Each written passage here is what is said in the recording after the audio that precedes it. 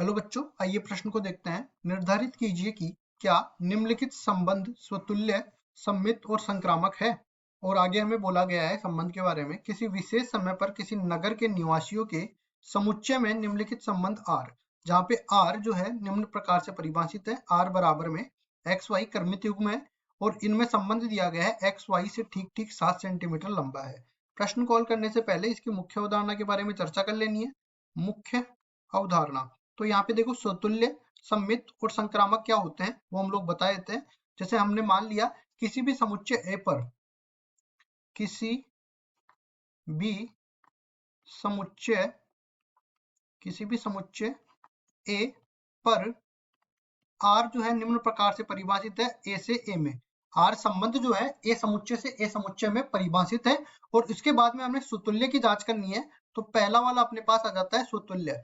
स्वतुल्यता के लिए क्या होता है कि देखो ये अपने पास ए जो अवयव है, ए अवयव वो संबंध आर में होना चाहिए, जहां पे प्रत्येक ए जो अवयव है वो दिए गए समुच्चय ए से होना चाहिए। दूसरा, सममितता के लिए हम लोग बता देते हैं, सममित अगर कोई संबंध है तो इसके लिए आवश्यक है कि ए बी अगर उस संबंध आर में है तो इसके लिए आवश्यक है कि बी ए भी संबंध आर में हो, जहां पे प्रत्येक ए और बी जो है, ए और बी वो दिए गए समुच्चय ए से होने चाहिए। तीसरा, संक्रामक के लिए भी समझ लेते हैं। देखो संक्रामक, इसमें क्या कहता है कि अगर ए बी जो है दिए गए संबंध आर में है और बी सी जो है वो भी दिए गए संबंध आर में है, तो इसके संक्रामक होने के लिए आवश्यक है कि ए सी बी जो है दिए गए संबंध आर में होना चाहिए, जहां पे प्रत्येक ए बी सी वो दिए गए समुच्चय ए से होना चाहिए। अब देखो संक्रामकता के लिए एक चीज और मैं बता देता हूँ। अगर यहाँ पे ए बी आर में है और बी सी आर में नहीं है तो हम लोग ए सी पे जाएंगे ही नहीं, डायरेक्ट सीधा ही बोल देंगे हम लोग कि संक्रामक है। अब देखो यहाँ से अपन संबंध को परिभाषित कर देते हैं। सबसे पहले ए समुच्चय को परिभाषित करते हैं। ए समुच्चय किसी विशेष समय पर नगर के निवासियों का समुच्चय। तो ए समुच्चय को परिभाषित कर देते हैं कि किसी विशेष समय पर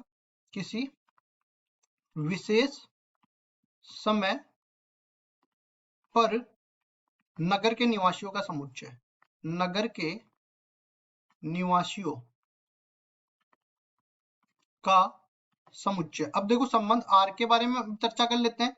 संबंध आर जो है अपने पास, आर वो अपने पास इस तरह से दे रखा है, एक्स वाई के बीच में संबंध, जहां पे एक्स वाई से ठीक ठीक 7 सेंटीमीटर लंबा है। मतलब कि एक्स वाई से, ठीक है, एक्स बराबर में वाई प्लस 7 है। इस तरह से अपने पास ये संबंध परिभाषित किया गया है। अब देखो यहाँ पे क्या मैं ये बोल सकता हूँ कि ए संबंध आर में है? ए संबंध आर में नहीं है। हम सीधा ही बोलेंगे ए संबंध आर में नहीं है, क्योंकि ए अपने आप से 7 सेंटीमीटर लंबा नहीं हो सकता, 7 सेंटीमीटर लंबा नहीं हो सकता। और अगर ऐसा नहीं है तो मैं कहूंगा कि ये जो है आर स्वतुल्य नहीं है, आर स्वतुल्य नहीं है। अब देखो सममित के लिए जाते हैं।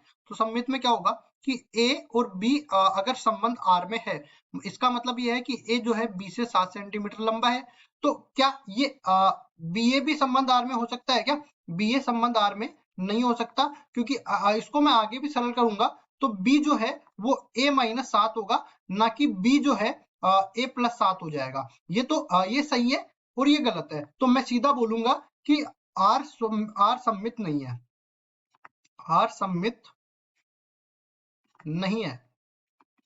अब संक्रामकता के लिए भी चेक कर लेते हैं। तो देखो संक्रामकता के लिए क्या होगा कि ए बी जो है वो आर में उपस्थित है, इसका मतलब ए जो है वो बी प्लस 7 है। इसी तरह मैं बोलूंगा कि बी सी जो है वो आर में है, इसका मतलब बी जो है वो सी से 7 सेंटीमीटर बड़ा है। अब देखो यहां से क्या निष्कर्ष निकलता है कि बी का मान अगर मैं इसमें रखूंगा ना तो ए का मान आ जाएगा सी प्लस 7, इसका मतलब ए बराबर आ जाएगा सी प्लस 14 के बराबर। और जो कि अगर मैं ए और सी को जो है इस संबंध आर में लेता हूं तो इसका मतलब ये होता है कि ए बराबर में सी प्लस 7 होना चाहिए। लेकिन हमारे पास तो ये सही है, ये गलत हो जाएगा। अगर ये गलत हो गया तो इसमें नहीं होगा ये, और इसमें नहीं है तो मैं सीधा ही बोलूंगा कि आर संक्रामक भी नहीं है, आर संक्रामक नहीं है। तो देखो मैंने बता दिया है, आर ना तो सुतुल्य है, ना सममित है और ना ही संक्रामक है। और हमें यही चेक करके बताना था। यही हमारा उत्तर है। आशा करता हूँ ये सवाल आपको समझ में आया होगा। धन्यवाद।